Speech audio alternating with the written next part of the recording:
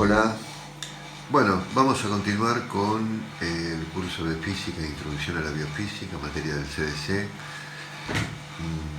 Vamos a continuar con la unidad, con la primera parte, que es mecánica, y vamos a ver trabajo, potencia y energía. Bueno, vamos a comenzar por trabajo mecánico. Vamos a decir que una fuerza realiza un trabajo cuando lo que hace es producir movimiento. Si una fuerza aplicada sobre un cuerpo le produce un movimiento, es decir, un desplazamiento, esa fuerza está realizando trabajo mecánico. Bien, ahora, solamente van a realizar trabajo aquellas fuerzas que tengan alguna componente no nula, es decir, distinta de cero, en la dirección del movimiento. Recuerden que una fuerza se podía descomponer en dos direcciones, ¿sí? Si en la dirección del movimiento la componente, mejor dicho, es diferente de cero, esa componente de la fuerza va a realizar trabajo mecánico. Bien. Las fuerzas que son perpendiculares, entonces, a la dirección del desplazamiento, no realizan trabajo mecánico, ya que si son perpendiculares a la dirección del desplazamiento, la componente sobre la dirección del desplazamiento va a ser nula. Bueno, vamos a comenzar primero por el trabajo producido por una fuerza de intensidad constante, o sea, una fuerza cuyo módulo se mantiene durante el tiempo durante el cual es aplicada. Bueno, si nosotros tenemos una fuerza F aplicada a un cuerpo, esa fuerza puede formar determinado ángulo con la dirección del desplazamiento. Como dijimos antes, ese ángulo tiene que ser distinto de 90 grados. Y se produce un desplazamiento delta X, el cuerpo se mueve, recorre una distancia delta X.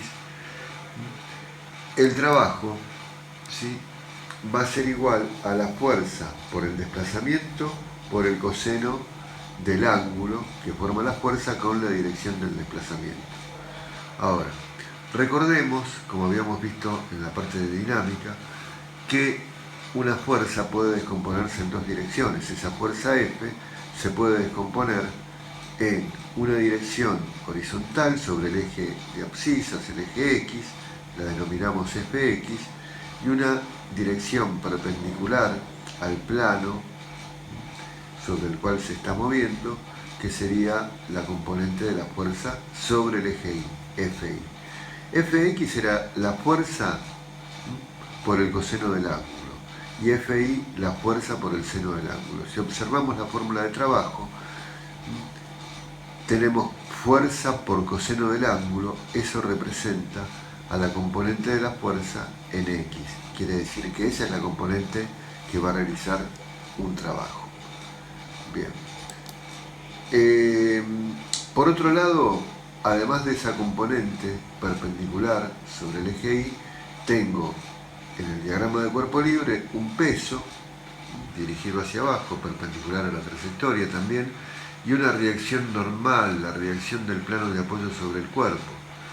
Bueno, estas fuerzas, la normal, el peso y, como dijimos antes, la fuerza en Y, son perpendiculares al plano de apoyo, perpendiculares a la trayectoria, y por lo tanto el trabajo realizado vale 0, ya que el coseno de 90 vale 0. Bien. El peso de un cuerpo, ¿en qué casos va a realizar un trabajo? Ya vimos en el ejemplo anterior que sobre un plano horizontal, si el desplazamiento es a lo largo de un plano horizontal, el trabajo del peso es nulo, vale 0. El cuerpo va a realizar trabajo únicamente cuando el cuerpo asciende o desciende, o sea, sufre una variación de altura respecto a un plano de referencia. En un ascenso, el trabajo de la fuerza peso es negativo. ¿Por qué? Porque el desplazamiento es hacia arriba, está subiendo, y el peso está dirigido hacia abajo. Tiene sentido contrario. En cambio, en un descenso, el trabajo es positivo. ya que la dirección de la fuerza peso coincide con la dirección del desplazamiento. Si el ascenso o el descenso se produce con velocidad constante, el trabajo del peso es igual a la masa por la gravedad, es decir, al peso, multiplicado por la altura. La unidad de trabajo y energía en el sistema internacional, el sistema MKS, se denomina Joule y se obtiene al multiplicar Newton por metro o kilogramo por metro cuadrado sobre segundo cuadrado. Bueno, en el sistema técnico utilizamos el kilográmetro. Un kilográmetro equivale a 9,8 joules, aproximadamente unos 10 joules. Y en el sistema CGS se utiliza el ergio, que se obtiene al multiplicar dina por centímetro. Recordemos que un ergio vale 10 a la menos 7 joules, o un joules serían 10 millones de ergios. Bueno, ahora, si la fuerza no es una fuerza constante, sino que tenemos una fuerza variable, ¿sí?, podemos ver en el gráfico la fuerza representada en función de la posición X, o sea, en cada posición la fuerza toma un valor diferente. Primero vemos que va aumentando, después en este esquema hay una parte donde se mantiene constante y después disminuye. Bueno, en estos casos el trabajo se calcula, es equivalente al área comprendida entre el gráfico que representa la fuerza en función de la posición X. Para hallar ese trabajo podríamos aplicar una integral definida, ya que el trabajo equivale al área comprendida entre el gráfico de la fuerza en función de la posición y el eje de abscisas. Aunque en la práctica podemos calcular esa área utilizando figuras geométricas simples. O sea, podemos descomponer en triángulos, rectángulos, podemos tomar un trapecio y calcular el área, la superficie, ¿sí?, y eso, el resultado va a ser equivalente a el trabajo mecánico. Bueno, se denomina potencia mecánica, al trabajo realizado en cada unidad de tiempo. La potencia se divide en potencia media, va a ser el cociente entre el trabajo realizado y el tiempo empleado en realizarlo. Eso nos da la potencia media. Y se llama potencia instantánea al producto entre la fuerza y la velocidad. Si actúa una fuerza, probablemente el móvil tenga una aceleración, y si tiene una aceleración, la velocidad va a cambiar en cada instante, ¿sí? Entonces, por eso, esa es la potencia instantánea, porque es la potencia en el momento que la velocidad toma determinado valor. En el caso de que el movimiento sea un movimiento rectilíneo uniforme, no acelerado, o sea, con velocidad constante, la potencia instantánea coincide con la potencia media. Bueno, la unidad de potencia en el sistema internacional se denomina watts, y el watt es joule sobre segundos, ¿sí?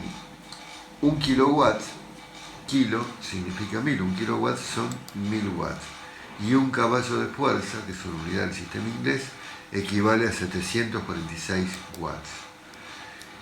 Hay que tener cuidado con una unidad que se denomina kilowatt hora, que no es una unidad de potencia, sino de trabajo de energía. Cada kilowatt hora equivale a 3.600.000 joules. Bueno, la energía mecánica es la capacidad de producir trabajo mecánico. La energía mecánica se compone de energía cinética, es la energía que poseen los cuerpos cuando se encuentran en movimiento.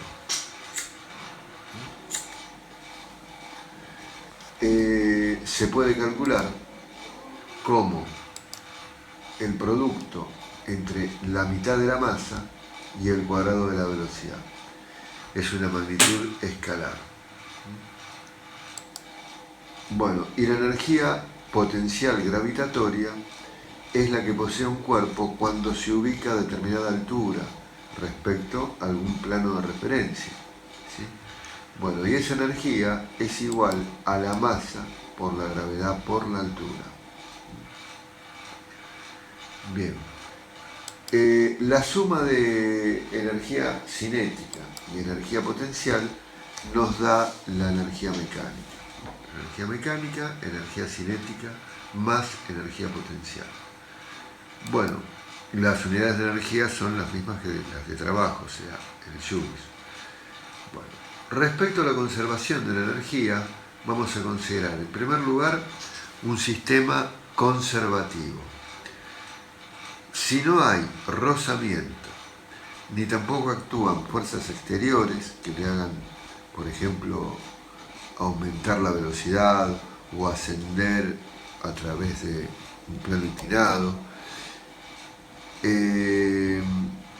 Bueno, en estos casos la energía mecánica se va a conservar constante, o sea, no varía, siempre que no haya fuerzas no conservativas, o sea, el rozamiento y las fuerzas externas que actúen sobre el cuerpo se denominan en conjunto fuerzas no conservativas.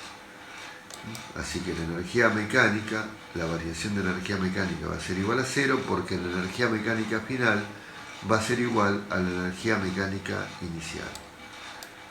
En un sistema no conservativo, por el contrario, sí puede haber rozamiento o pueden actuar fuerzas externas. Entonces se va a producir una variación de energía mecánica equivalente al trabajo de la resultante de las fuerzas no conservativas. Bien, así que acá la variación de la energía mecánica es igual al trabajo de las fuerzas no conservativas. La diferencia entre la energía mecánica final y la energía mecánica inicial equivale al trabajo de esas fuerzas. Bueno, hay que tener cuidado con los signos, ya que cuando calculamos un trabajo, recordemos que es importante el ángulo. Si la fuerza es opuesta al movimiento, como ocurre con una fuerza de rozamiento, por ejemplo, el ángulo que forma con la dirección del desplazamiento es de 180 grados y como el coseno de 180 vale menos 1, el trabajo va a ser negativo. Bueno, por último vamos a ver un teorema que se llama teorema de las fuerzas vivas, solo el enunciado. Dice que el trabajo de las fuerzas vivas es igual a la variación de energía cinética, no mecánica, cinética. Es decir que el trabajo de las fuerzas vivas, o la suma de todos los trabajos de la resultante sería de las fuerzas vivas, es variación de energía cinética, es decir, un medio de la masa por la velocidad final al cuadrado menos un medio de la masa por la velocidad inicial al cuadrado. Las fuerzas vivas, ¿qué son las fuerzas vivas? Las fuerzas vivas son todas las que participan en la producción del movimiento. Las fuerzas vivas producen movimiento. Pueden ser conservativas o no conservativas. Por ejemplo, el peso es una fuerza conservativa, pero en una caída libre se comporta como una fuerza viva. Bueno, vamos a ver ahora un problema donde vamos a aplicar lo que vimos respecto a trabajo, potencia y energía, leyes de la conservación. Es un problema que dice que un esquiador de 77 kilogramos de masa desciende por la ladera de una colina. Cuando el esquiador se encuentra a 150 metros de altura, tiene una velocidad de 9 metros por segundo y llega al pie de la colina con una velocidad de 23 metros por segundo. Entonces, si LP, LNC y LR denotan el trabajo del peso, el trabajo de las fuerzas no conservativas y el trabajo de la resultante, desde la cima de la colina hasta la base respectivamente, puede afirmarse que, y nos da diferentes valores, me dice que use G igual 10. Bueno, en primer lugar vamos a descartar, vamos a ver, la fuerza resultante no puede valer 0, ¿por qué? porque experimentó un aumento de velocidad, o sea, una aceleración. Y si aceleró, quiere decir que la resultante es diferente de cero, porque aumentó su velocidad. Por lo tanto, y recorrió cierta distancia, así que el trabajo de la resultante no podría valer cero, ¿sí? Con lo cual eso nos permitiría descartar la que dice que vale cero. Lo mismo ocurre con el peso, porque está descendiendo, el trabajo del peso no vale cero. Vamos a averiguar cuánto vale el trabajo del peso.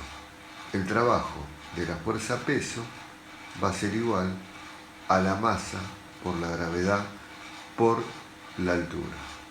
¿Sí? Va a ser igual a la masa de 77 kilos por la gravedad, que me están diciendo que la redondeé en 10 metros sobre segundos cuadrados, por, y esto descendió 150 metros, en la misma dirección que el peso, o sea, hacia abajo. Por lo tanto, es un trabajo positivo y da 115.500 joules.